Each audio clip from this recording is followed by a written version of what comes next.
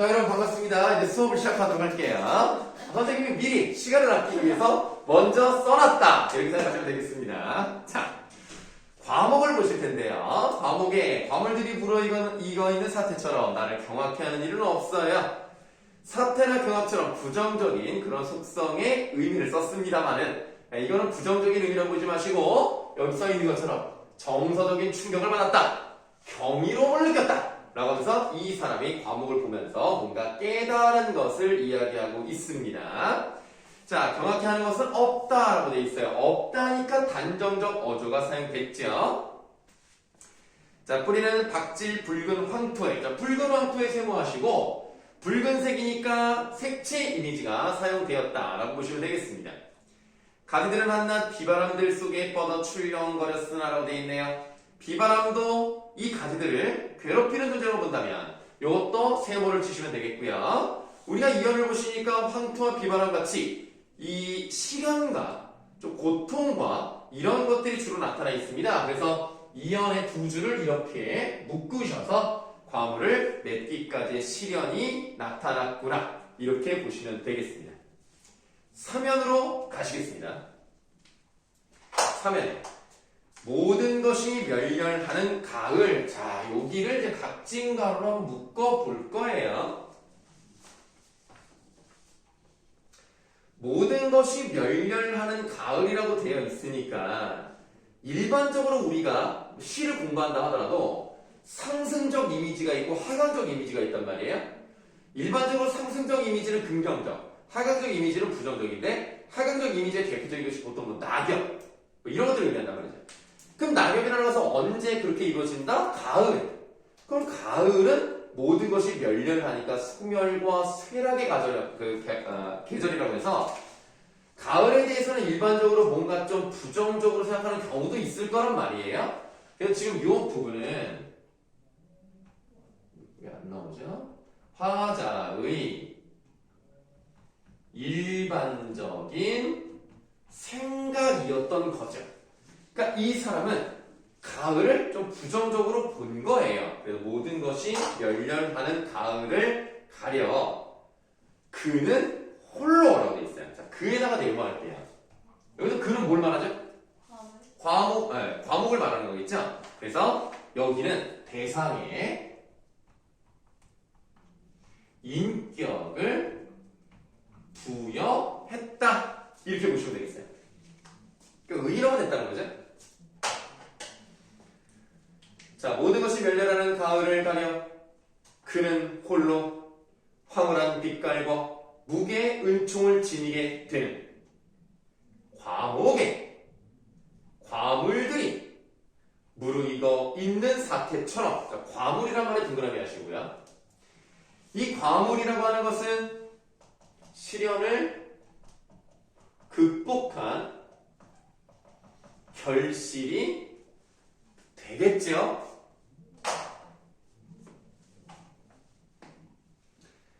자, 과목의 과물들이 무르익어 있는 사태처럼 나를 경악해 하는 것은 없다. 지금 보시면 이거를 학교에서 혹시 뭐 수미상관 이렇게 혹시 말을 했나요? 알겠어요. 이거 왜 그러냐면 선생님은 수미상관으로 보진 않거든요. 근데 이제 학교에서 그렇게 말했을 가능성이 있어서 한번 물어봤습니다. 학교에서 말한 대로 따라가면 되고요.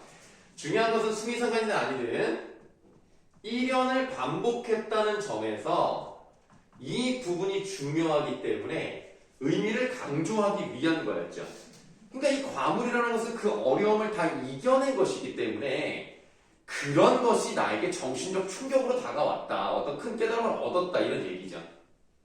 그러면 지금까지 이 사람은 과목에 달려있는 과물을 보면서 부정적 상황을 이겨내고 뭔가 그런 걸 극복하고 결실을 맺은 것처럼 하고 이제 자기 얘기를 하는 거예요. 마지막에 흔히에서 또 각진가로 열겠습니다. 흔히 시를 잃고 저무는 환해하고 닫으시면 되겠죠.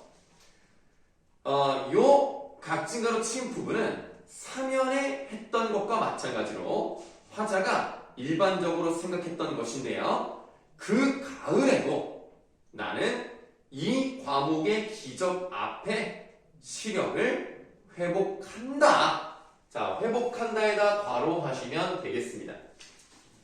아마 그랬을 거예요. 이 사람은 이제 시를 쓰는 것은 의미가 없는 것 같아. 세상은 살기 너무 어려운 것 같아. 이런 거에서 뭐하지? 라고 생각했을 거예요. 그런데 그 과물을 보고서 그렇게 어렵게만 생각할 것이 아니구나. 쟤는 저런 것들 다 이겨냈구나. 그럼 나도 이겨내야 되겠구나. 시를 제대로 써봐야 되겠구나 라고 생각을 했을 거예요. 그래서 나는 이 과목의 기적 앞에 시력을 회복한다. 이 회복한다라는 것을 통해서 이 사람은 뭔가를 깨달은 거죠. 이제 보이지 않았던 것들이 보이게 되는 겁니다. 그럼 이 사람은 이제 앞으로 좋은 시를 창작할 것이라는 기대감이라든가 믿음이 존재하겠죠.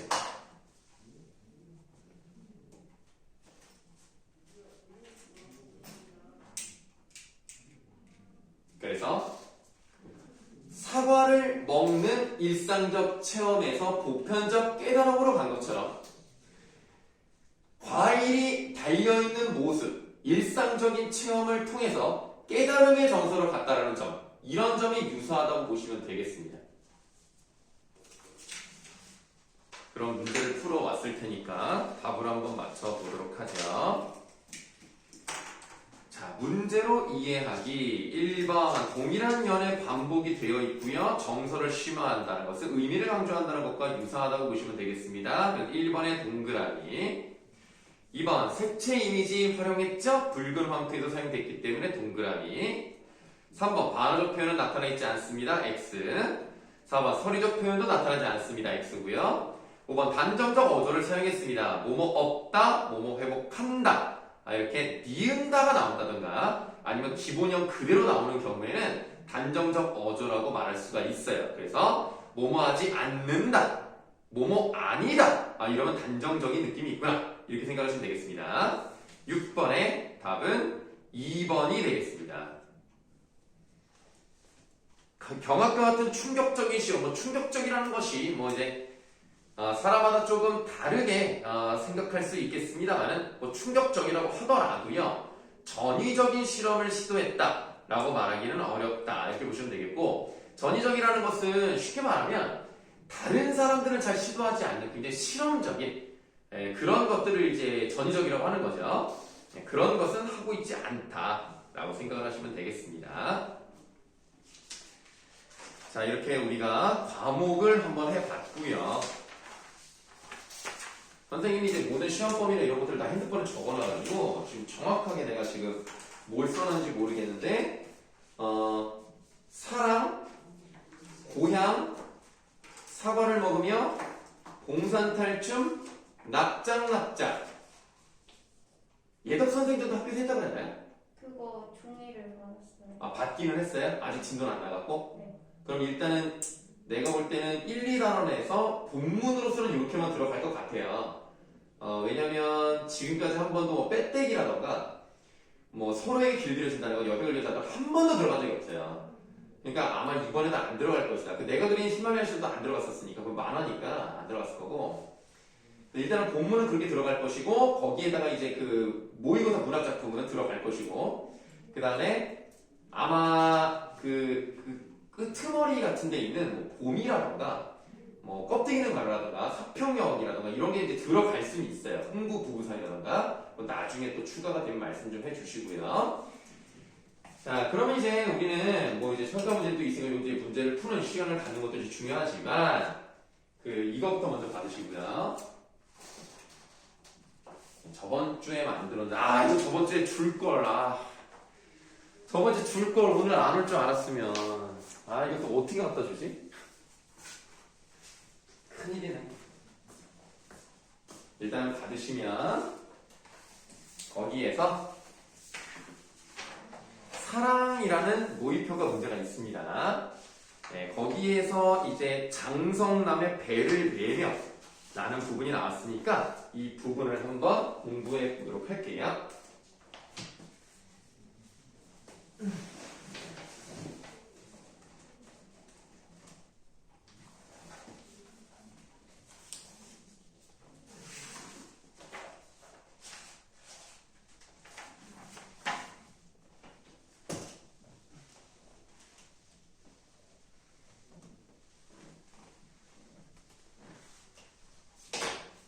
아, 혹시 뭐 프린트 새로 뭐 받은 거 있어요? 아니 문화 선생님이 두 분이 격주로 빠지셔가지고 코로나 걸렸어? 네 진들 많이 못 나왔어요. 그렇구나.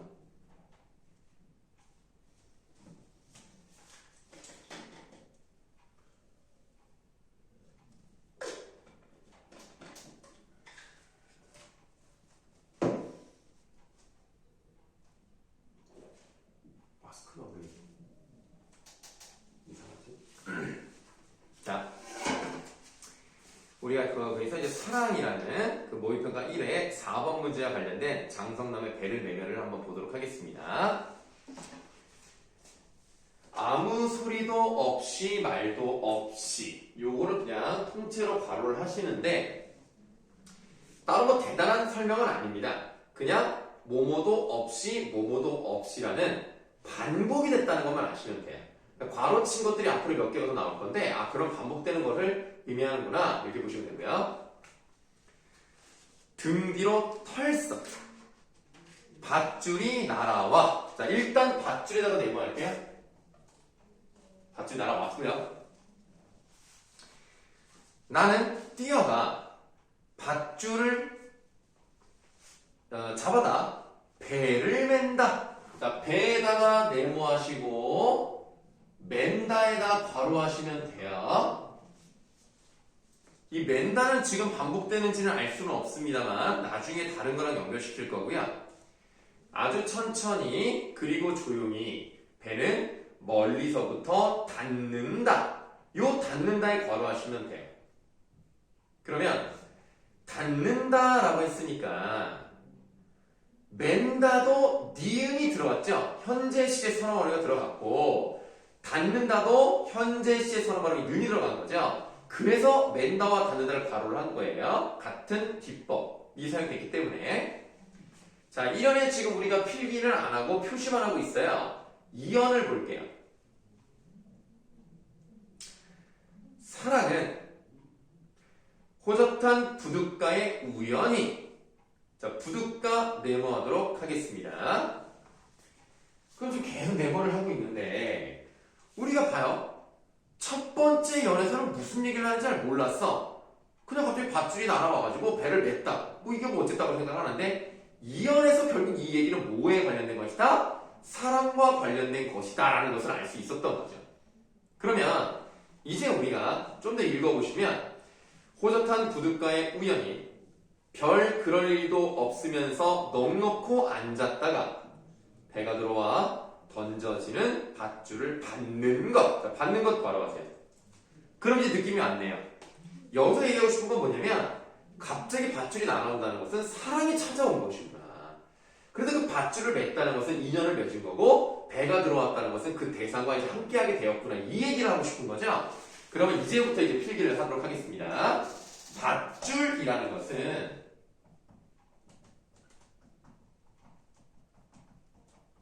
사랑의 대상과 맺는 인연인 거죠. 그 줄을 통해서 배가 들어왔으니까 그럼 여기 아까 네모친 배는요 사랑하게 될 대상이겠네요. 그러면 사랑하게 될 대상을 맺다는 얘기는 인연을 맺었다는 얘기겠고요.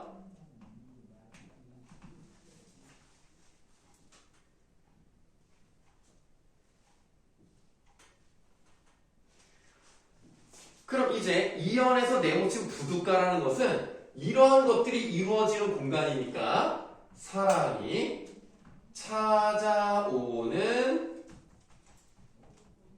공간이겠죠.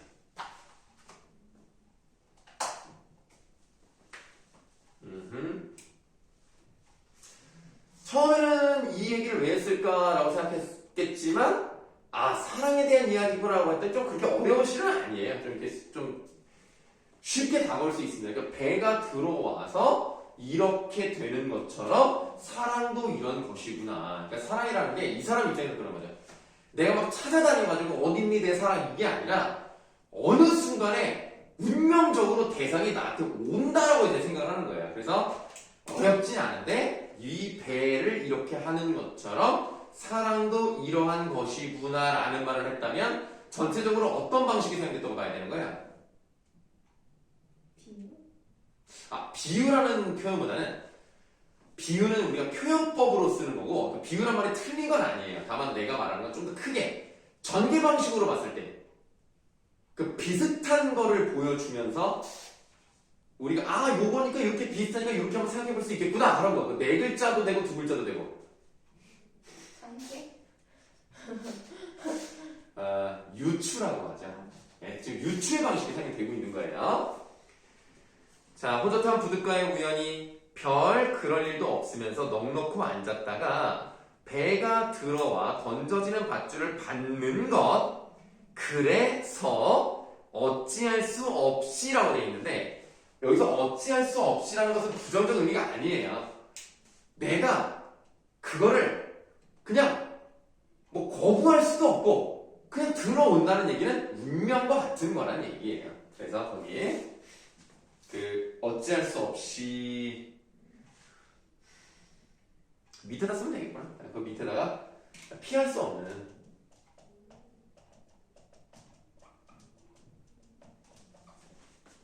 운명적인 속성을 가지고 있는 거죠.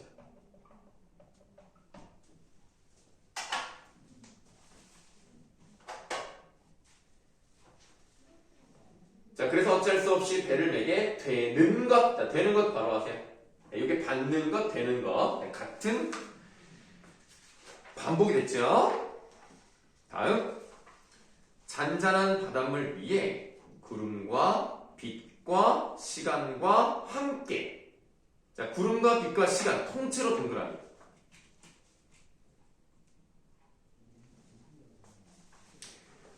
자, 그러면 우리가 그렇게 생각하시면 됩니다. 배가 왔어요.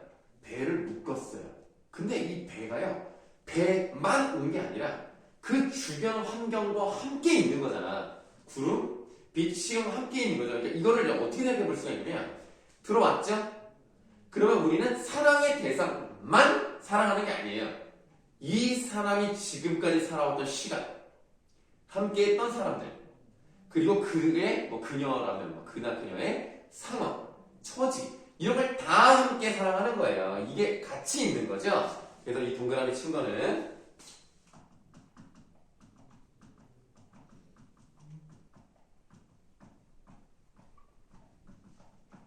사랑하는 이를 둘러싼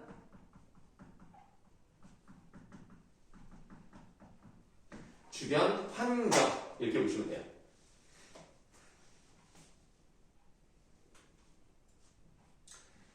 그리고 함께라는 말에 괄호하세요. 떠있는 배를 매면 구름과 시간과 빛과 시간이 함께 괄호하시고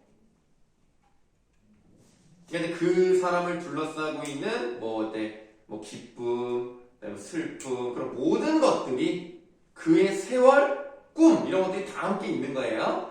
빛과 시간이 함께 메어진다는 것도 처음 알았다. 사랑이란 그런 것을 처음 아는 것. 그러니까 지금 이 부분은 진정한 사랑의 본질을 깨달았어요. 우리가 교과서에 나와 있는 사랑도 그렇잖아요. 너를 통해서 변치하는 사랑이 뭔지를 알았어요. 사랑은 불변적 속성도 있는 것 같지만 그 찰나의 순간에 또 변화하는 것도 또 알 수가 있잖아요. 그러니까 사랑이라는 것이 이런 것이구나. 불변하면서도 변하는 그런 속성을 다 가지고 있는 거구나. 불안하다라고 돼 있지만 사랑이 무엇인지를 알고 있다는 점에서 본질을 깨달은 거랑 연결이 될 수가 있고 지금 배를 매도 좀 그렇게 보시면 돼요. 빛 가운데 배는 울렁이며 라고 돼 있어. 울렁이며 밑줄. 자, 울렁이며 라고 하는 것은 자, 우리가 이제 배가 울렁인다는 것은 우리의 뭐 감정이 울렁인다고 표현을 해보면 설렘, 경이로움, 이런 느낌을 받았구나. 이렇게 생각하시면 되겠습니다.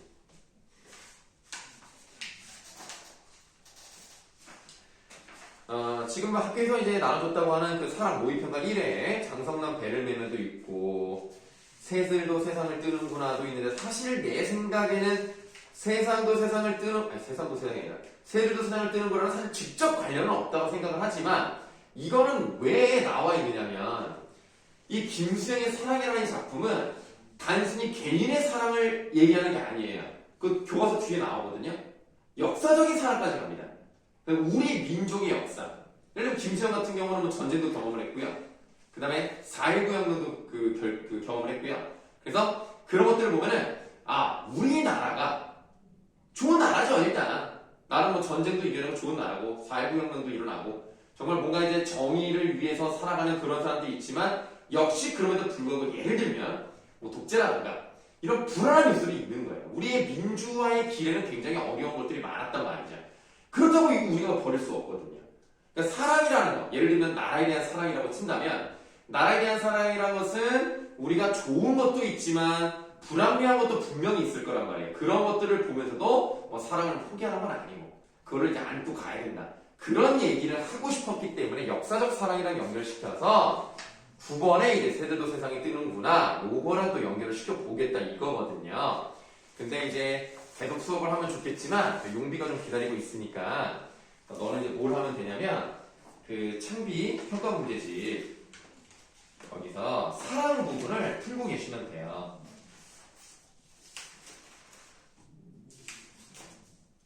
그래서 페이지로는 11페이지부터 15페이지까지 하고 계시면 되겠습니다. 만약에 선생님이 조금 더 늦게 온다면 고향도 푸시면 돼요. 그냥 쭉 푸시면 돼요. 네. 그럼 저쪽 좀 갔다 오겠습니다.